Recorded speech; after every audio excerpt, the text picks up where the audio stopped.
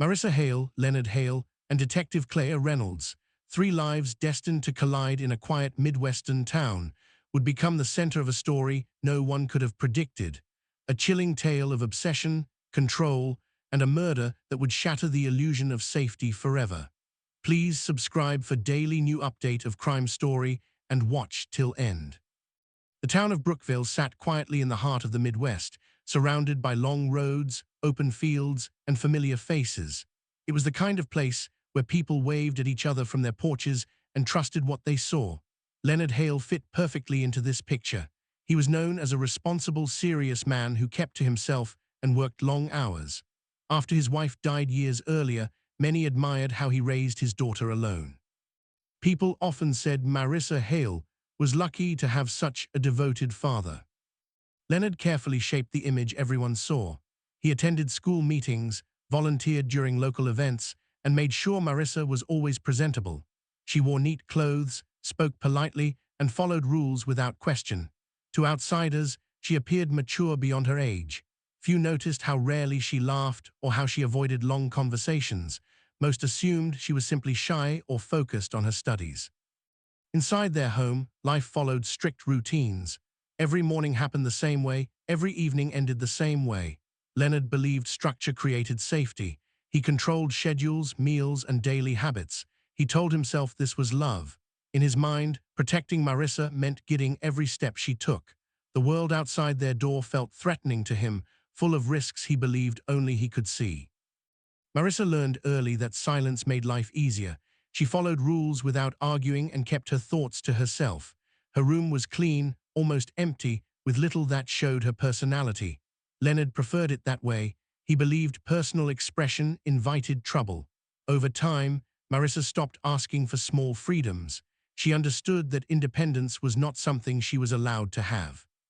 Neighbors often noticed Leonard watching from the porch when Marissa left for school or returned home. They saw this as concern, not control. In Brookville, people respected privacy and rarely questioned family matters. Even when teachers noticed Marissa's growing distance and tired eyes, no one pushed too hard. Leonard always had explanations ready. He spoke calmly and confidently, which made others trust him. What no one realized was how deeply Leonard feared losing control. The idea of Marissa becoming her own person terrified him.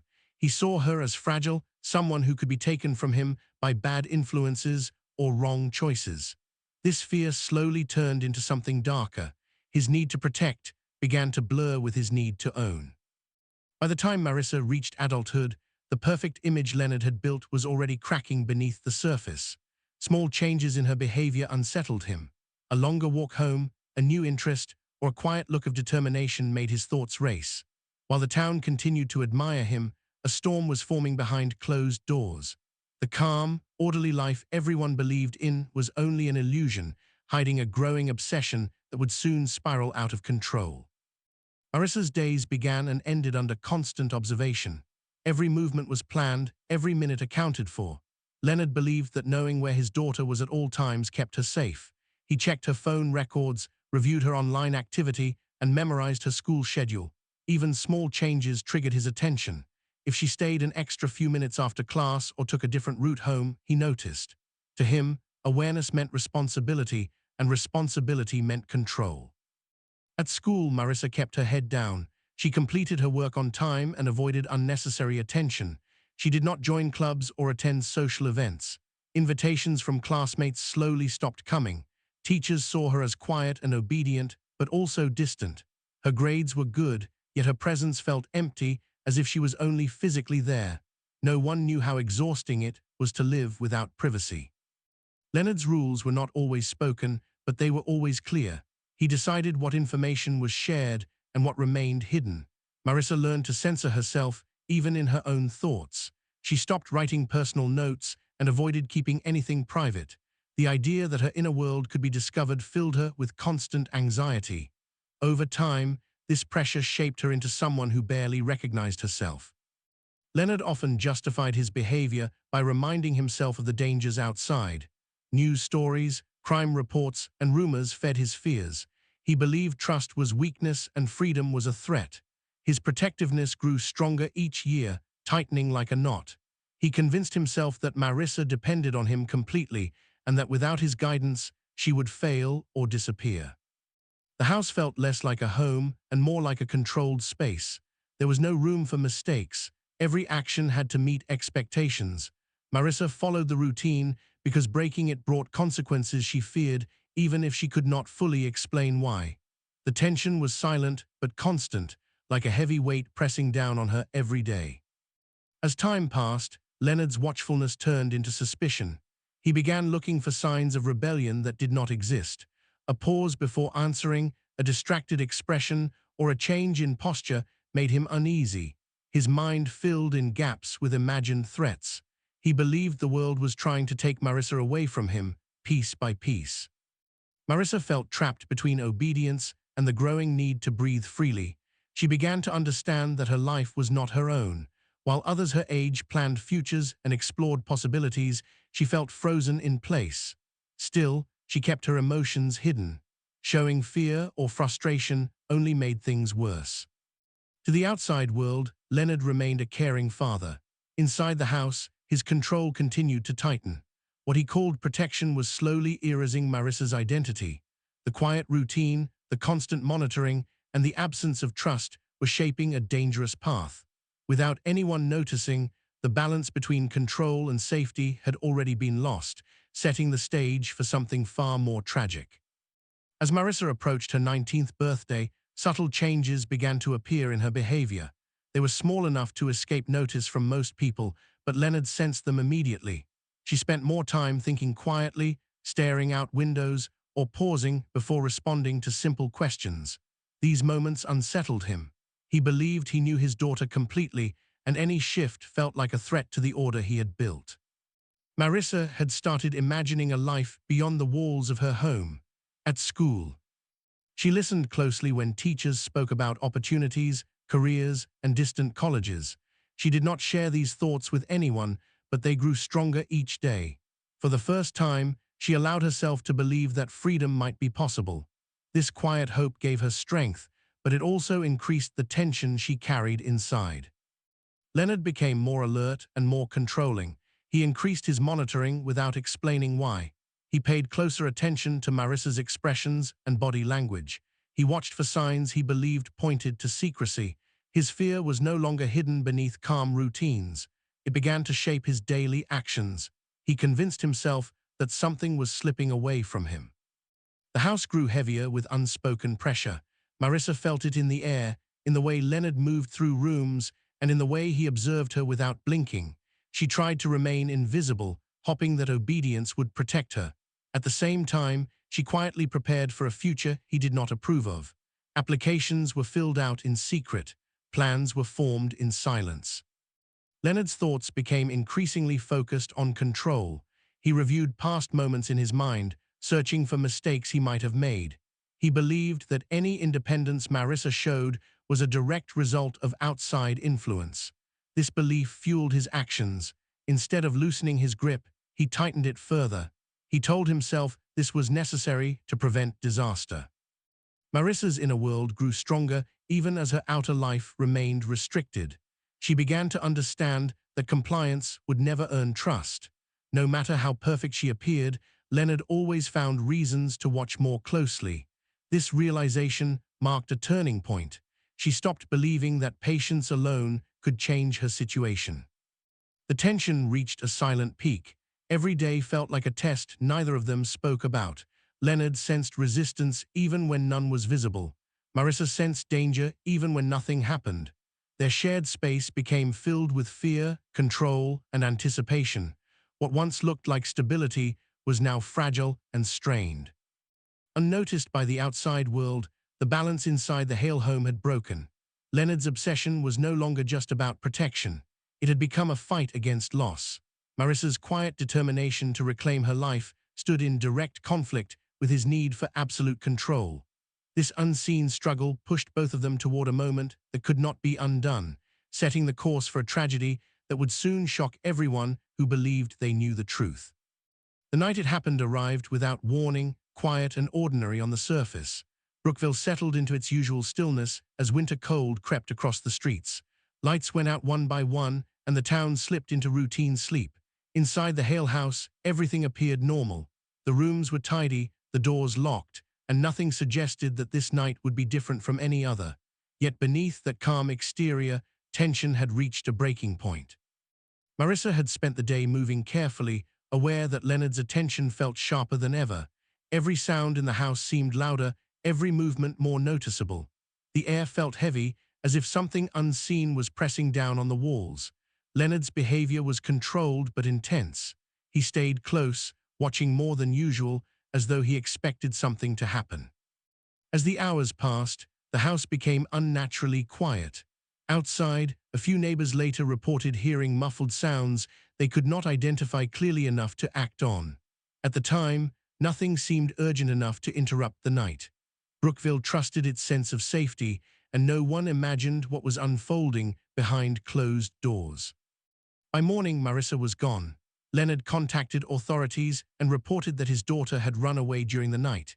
He claimed there were no signs of struggle and no reason to believe she was in danger. His tone was calm, almost rehearsed. Officers arrived and examined the house. Everything looked clean and orderly. There were no broken objects, no visible evidence of violence, and no immediate reason to challenge Leonard's account. Still, something felt wrong.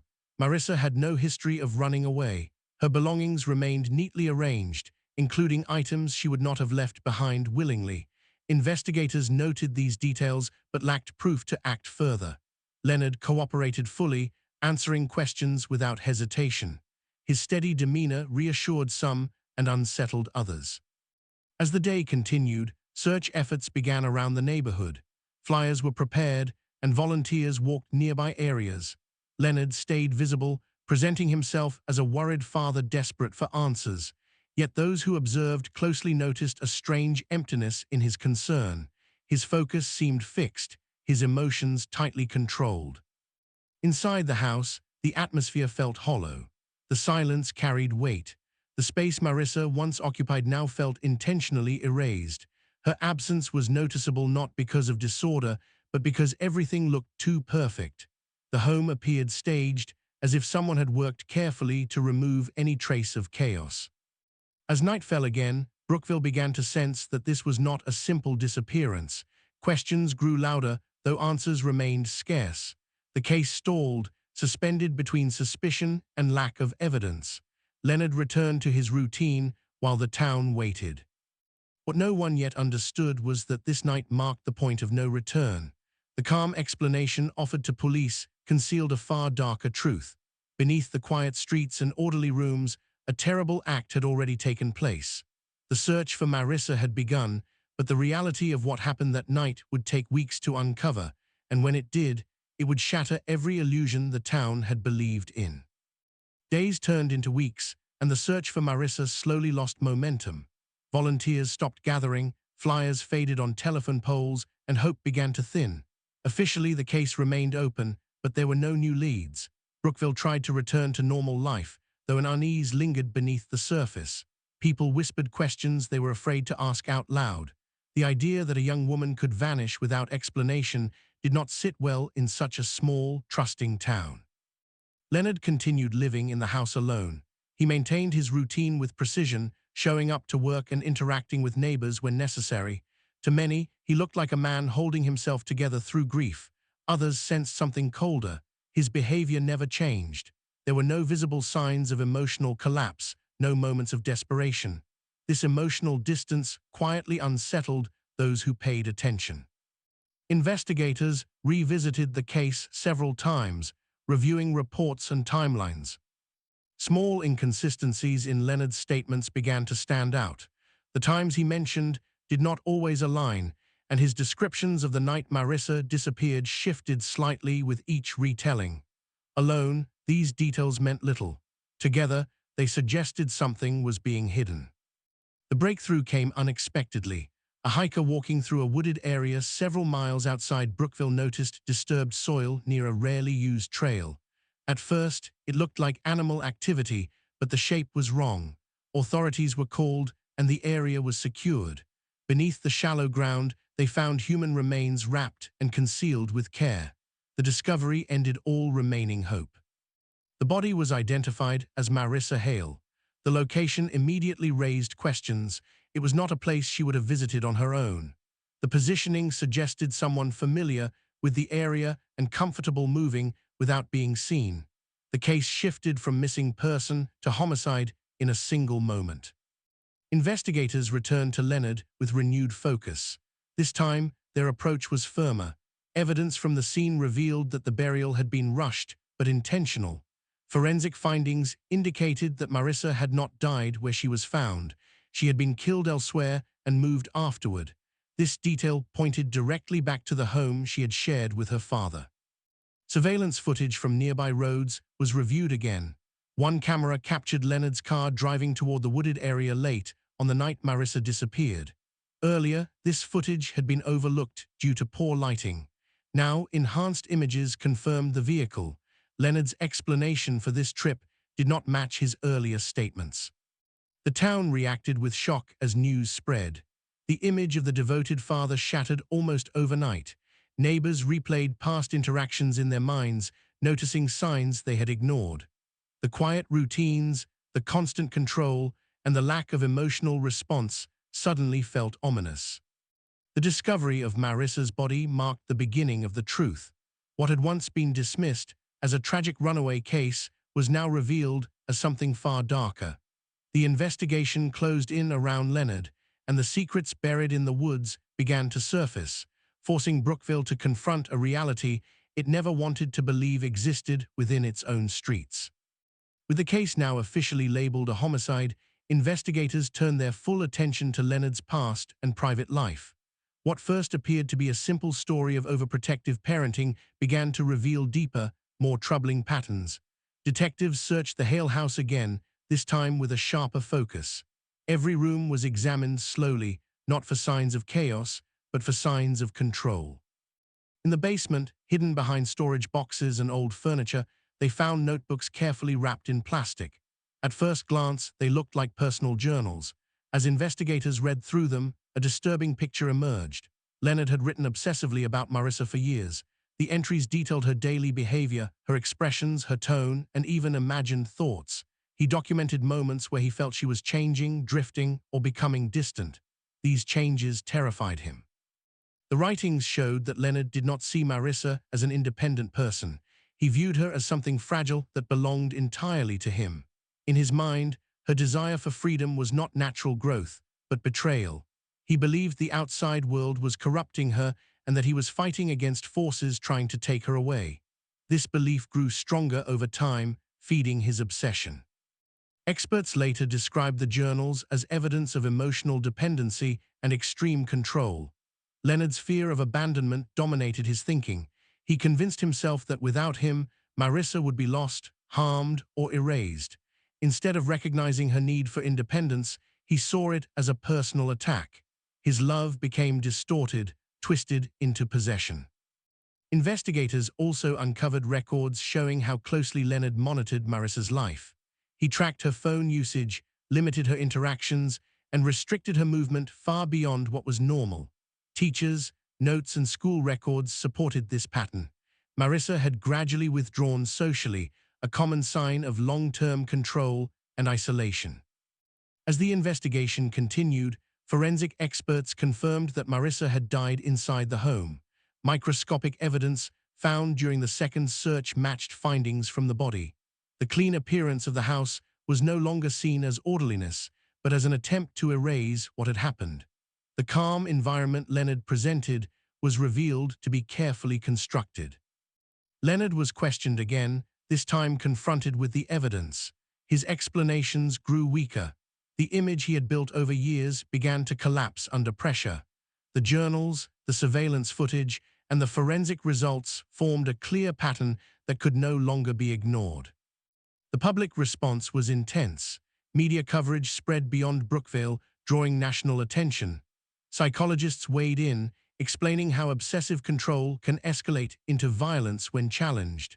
Marissa's case became a grim example of how emotional abuse often remains invisible until it turns fatal. What investigators uncovered in this chapter of the case was not just a crime, but a mindset. Leonard's obsession had slowly consumed his sense of reality. His need to control had replaced empathy, reason, and restraint. The truth was now fully exposed, and it revealed a chilling fact. The danger Marissa faced did not come from the outside world Leonard feared so deeply, but from the person who claimed to protect her the most. The evidence against Leonard was now overwhelming, and the case moved quickly toward arrest. Investigators no longer viewed him as a grieving father, but as the central figure in a carefully hidden crime. When authorities took him into custody, the town of Brookville watched in disbelief. The same man who had once been praised for his discipline and dedication was now led away under suspicion of murder. The shift was sudden, but the signs had been there all along. Forensic experts completed their final reports, confirming that Marissa had died from injuries inflicted inside the home. The findings showed that the attack was not accidental or impulsive, but deliberate. The timeline reconstructed by investigators revealed how events unfolded during the night of her disappearance. Every detail pointed back to Leonard's need to regain control at a moment when he believed he was losing it. During further questioning, Leonard's behavior changed. The calm confidence he once displayed gave way to visible tension. His statements became fragmented and inconsistent. He struggled to explain the evidence, often circling back to the same justifications rooted in fear and protection. These explanations only reinforced the conclusions already drawn by experts.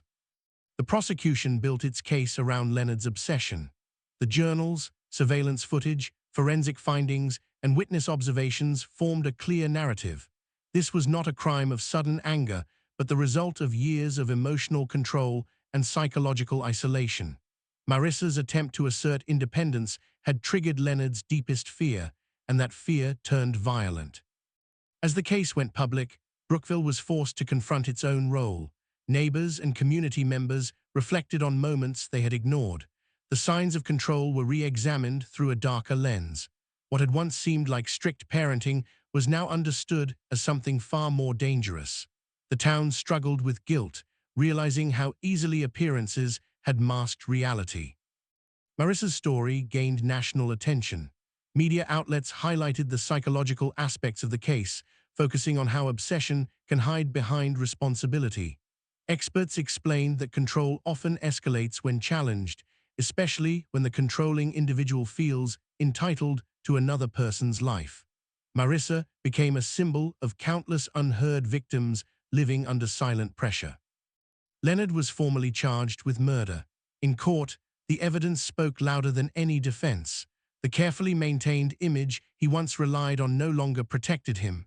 Each fact stripped away another layer of the story he had told the world.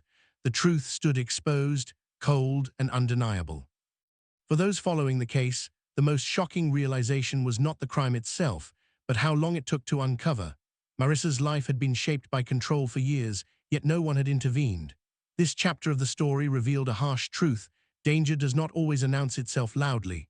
Sometimes it hides behind discipline, order, and the illusion of care, waiting for the moment when resistance finally breaks the fragile balance holding it back. The trial concluded with a sentence that echoed far beyond the courtroom. Leonard was given life in prison, a decision that brought legal closure but no real sense of peace. Brookville gathered around the news in silence. There were no celebrations, only a heavy understanding that nothing could undo what had been done. Marissa's life, filled with unrealized dreams and stolen freedom, had ended long before anyone noticed she needed help. In the months that followed, the town changed. People spoke more openly about what they had missed. Teachers revisited old memories of Marissa's quiet behavior. Neighbors replayed moments of strict supervision they once admired. The case forced many to confront an uncomfortable truth about how easily control can be mistaken for care when it fits familiar expectations. Marissa's story spread across the country through documentaries and reports. Viewers were drawn in by the shocking ending, but what stayed with them was the slow buildup of warning signs. Experts emphasized that obsessive control rarely begins with violence. It grows quietly through isolation, fear, and emotional pressure. By the time it becomes visible, it is often too late. Advocacy groups used Marissa's case to educate families, schools, and communities. They focused on recognizing emotional abuse, especially when it hides behind authority and responsibility. The message was clear: protection should never erase identity. Love should never demand ownership. Marissa's name became part of a larger conversation about unseen abuse happening behind closed doors. Leonard remained imprisoned, separated from the world he once tried to control. Psychological evaluations described a man unable to accept loss or independence in others. His fear had consumed his judgment, leaving devastation in its wake. While justice had been served, it offered no comfort to those who wished they had acted sooner. A small memorial was placed near the woods where Marissa was found. It became a quiet space for reflection rather than mourning alone. Visitors left flowers, notes, and reminders that her life mattered beyond the way it ended. Over time, the memorial stood not just for Marissa, but for all those whose voices were never heard in time. The documentary closes by shifting focus from the crime to the lesson it leaves behind. It reminds viewers that danger is not always loud or chaotic. Sometimes it lives in routines, silence, and unquestioned authority. Obsession can disguise itself as devotion, and control can wear the mask of love. Marissa's story remains a warning. It urges people to look deeper, to listen more carefully, and to question what feels too controlled to be healthy. Her life, though tragically short, left behind a truth that continues to save others. The final message is clear and haunting. When freedom is denied in the name of protection, the cost can be far greater than anyone expects.